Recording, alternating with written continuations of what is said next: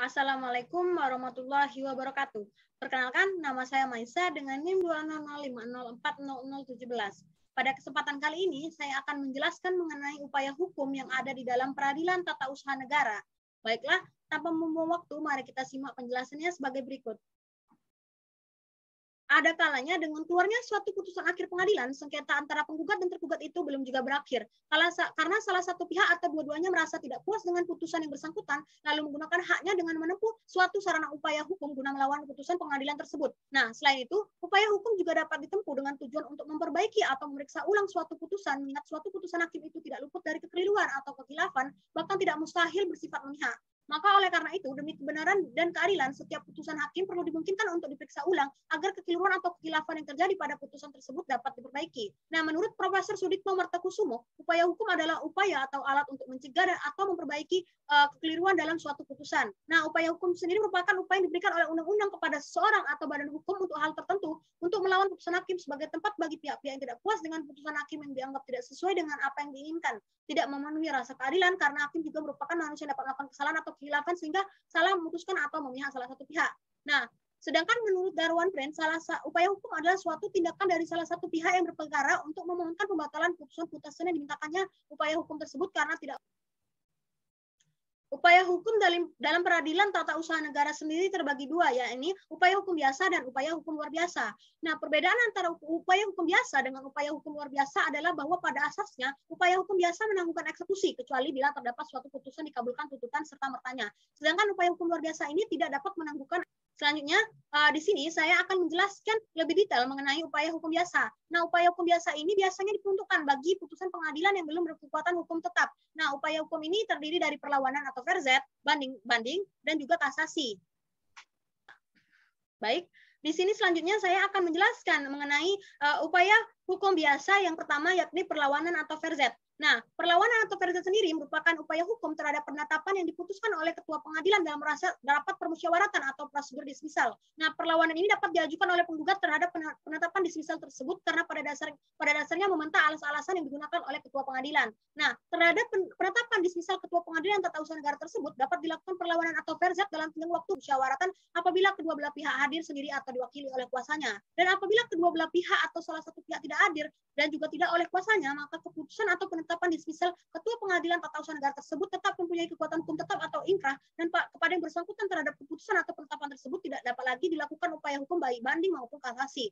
Nah, namun demikian, atas penetapan tersebut hanya ada dimungkinkan untuk mengajukan gugatan baru.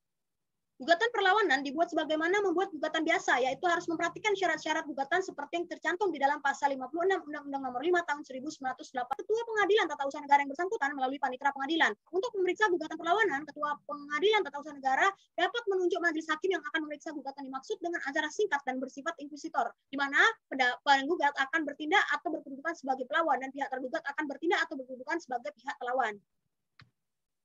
Adapun alasan-alasan penggugat mengajukan gugatan perlawanan itu adalah antara lain sebagai berikut. Satu, bahwa penetapan dismisal dinilai tidak benar atau tidak tepat, terutama terhadap penilaian tentang fakta yang dijadikan dasar gugatan, yaitu fakta yang menyangkut hubungan hukum tertentu yang dijadikan dasar dari dalil dan tuntutan penggugat. Yang kedua adalah syarat-syarat gugatan sebagaimana dinasihatkan Ketua Pengadilan Tata Usaha Negara telah dipenuhi, namun Ketua Petun tidak berkesimpulan atau berpendirian lain. Yang ketiga adalah alasan-alasan yang tidak layak yang dijadikan dasar Ketua Petun untuk mengeluarkan penetapan dismisal tersebut tidak tepat atau adanya penafsiran yang keliru. Dan yang keempat adalah adanya penafsiran atau penilaian yang berbeda antara Ketua Petun dengan penggugat tentang fakta yang dapat dikategorikan bahwa apa yang dituntut oleh penggugat telah dipenuhi oleh keputusan Petun yang bersangkutan. Yang kelima adalah terjadinya perhitungan yang berlainan antara Ketua Petun dengan penggugat tentang tenggang waktu untuk mengajukan gugatan. Dan yang terakhir adalah waktu mengucapkan penetapan dismisal, Ketua Petun itu tidak memanggil kedua belah pihak secara sah menurut hukum dan layak menurut logika. Selanjutnya, di sini saya akan menjelaskan mengenai upaya hukum biasa yang kedua, yaitu banding. Nah, pasal 26 ayat 1 Undang-Undang Nomor 8 tahun 2009 tentang kekuasaan kehakiman berbunyi bahwa putusan pengadilan tingkat pertama dapat dimintakan menentukan lain. Nah, sementara itu di dalam pasal 122 Undang-Undang Peradilan Tata Usaha Negara bahwa terhadap putusan petun dapat dimintakan pemeriksaan banding oleh penggugat dan tergugat kepada Pengadilan Tinggi Tata Usaha Negara. Nah, kedua belah pihak itu mempunyai hak untuk mengajukan banding.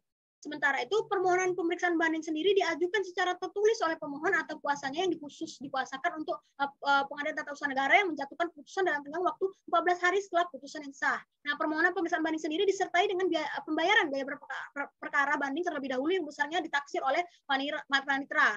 Nah, putusan Pengadilan Tata Usaha Negara yang bukan putusan akhir atau putusan lainnya dapat dimohonkan pemeriksaan banding bersama-sama putusan akhir. Permohonan pemeriksaan banding dicatat oleh panitera dalam daftar perkara dan memberitahukannya kepada pihak terbanding. Selanjutnya, selambat-lambatnya 30 hari sesudah permohonan pemeriksaan banding dicatat, panitera itu wajib memberitahukan kepada kedua belah pihak bahwa dapat melihat berkas perkara di kantor Pengadilan Tata Usaha Negara yang bersangkutan dalam waktu 30 hari setelah mereka menerima pemberitaan tersebut. Nah, salinan putusan, berita acara, dan surat lain yang bersangkutan dengan sengketa harus dikirimkan kepada Pengadilan Tata Usaha Negara, Pengadilan Tinggi Tata Usaha Negara yang bersangkutan selambat-lambatnya 60 hari sesudah pernyataan permohonan pemeriksaan banding. Para pihak kemudian dapat menyerahkan memori banding atau kontra memori banding serta surat-surat dan bukti kepada panitera Pengadilan Tata Usaha Negara yang bersangkutan dengan ketentuan bahwa salinan memori dan kontra memori banding diberikan kepada pihak lawan dengan perantara panitera pengadilan. Pemeriksaan banding di Pengadilan Tata Usaha Negara dilakukan oleh suatu majelis kurang-kurangnya terdiri dari 3 orang hakim. Dalam hal pengadilan tinggi berpendapat bahwa pemeriksaan Pengadilan Tata Usaha Negara kurang lengkap, maka pengadilan tinggi tersebut dapat mengadakan sidang sendiri untuk pemeriksaan tambahan. Nah, terhadap putusan Pengadilan Tata Usaha Negara yang menyatakan tidak berwenang memeriksa yang diajukan kepadanya, sedangkan pengadilan tinggi berpendapat lain, maka pengadilan tinggi tersebut dapat memeriksa dan memutuskan untuk memeriksanya. Nah, setelah pemeriksaan tingkat banding selesai dan pengadilan tinggi yang bersangkutan dalam waktu 30 hari mengirimkan salinan putusan pengadilan tinggi tersebut beserta surat-surat pemeriksaan dan surat-surat lainnya kepada Pengadilan Tata Usaha Negara yang memutus dalam pemeriksaan tingkat pertama yang selanjutnya meneruskan kepada pihak-pihak yang berkepentingan. Sementara itu, mengenai pencabutan kembali suatu permohonan banding dapat dilakukan setiap saat sebelum sengketa yang dimohonkan banding itu diputuskan oleh Pengadilan Tinggi Tata Usaha Negara. Nah, setelah adanya pencabutan tersebut, permohonan pemeriksaan banding tidak dapat lagi diajukan oleh yang bersangkutan, walaupun tenggang waktu untuk mengajukan permohonan pemeriksaan banding belum berakhir.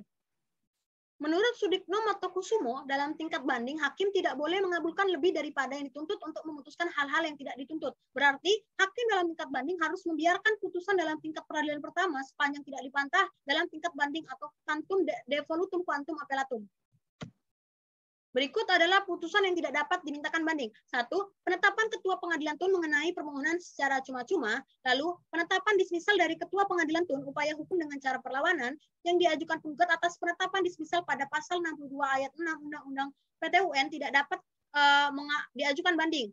Kemudian putusan pengadilan mengenai gugatan perlawanan pihak ketiga sebelum pelaksanaan putusan yang telah berkekuatan tetap pasal 118 ayat 2 dan pasal 62 dan pasal 63 Undang-Undang PTUN. Putusan PTUN sebagai pengadilan tingkat pertama yang sudah tidak dapat dilawan lagi.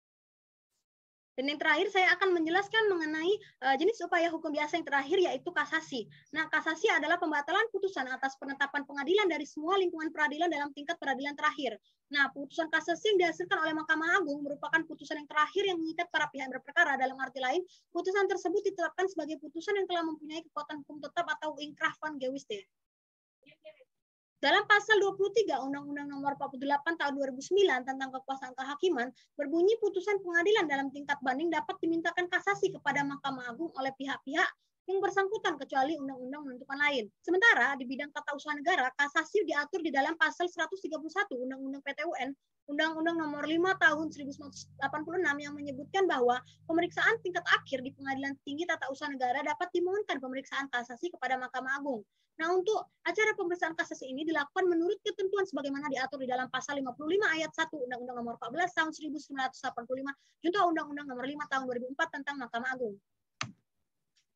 Untuk dapat mengajukan permohonan pemeriksaan di tingkat kasasi, pasal 43 Undang-Undang Nomor 14 Tahun 1985 menentukan bahwa permohonan kasasi dapat diajukan hanya jika pemohon terhadap perkaranya telah menggunakan upaya hukum banding kecuali ditentukan lain oleh undang-undang.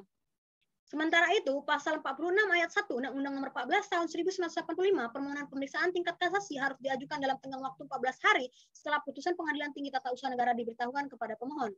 Nah, apabila tenggang waktu 14 hari tersebut telah lewat tanpa ada permohonan kasasi yang diajukan oleh pihak yang berperkara, maka menurut pasal 46 ayat 2 Undang-Undang Nomor 14 Tahun 1985 ditentukan bahwa pihak yang berperkara dianggap telah menerima putusan. Mengingat pemberitahuan adanya putusan Pengadilan Tinggi Tata Usaha Negara itu dilakukan dengan menyampaikan salinan putusan Pengadilan Tinggi Tata Usaha Negara dengan surat tercatat oleh panitera kepada penggugat atau tergugat, maka perhitungan 14 hari itu dimulai sejak esok harinya setelah penggugat atau tergugat menerima surat tercatat yang dikirim oleh panitera yang isinya salinan putusan Pengadilan Tinggi Tata Usaha Negara.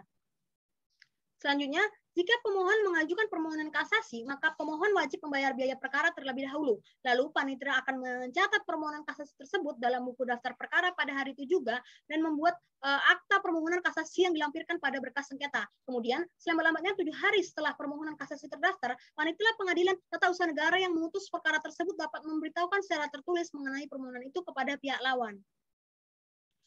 Dalam permohonan kasasi, pemohon wajib menyampaikan pula memori kasasi yang memuat alasan-alasannya dalam tenggang waktu 14 hari setelah permohonan tersebut dicatat dalam buku daftar. Selanjutnya, panitera memberikan tanda terima atas penerimaan memori kasasi dan menyampaikan salinan memori kasasi tersebut kepada pihak lawan dalam waktu selambat-lambatnya 30 hari.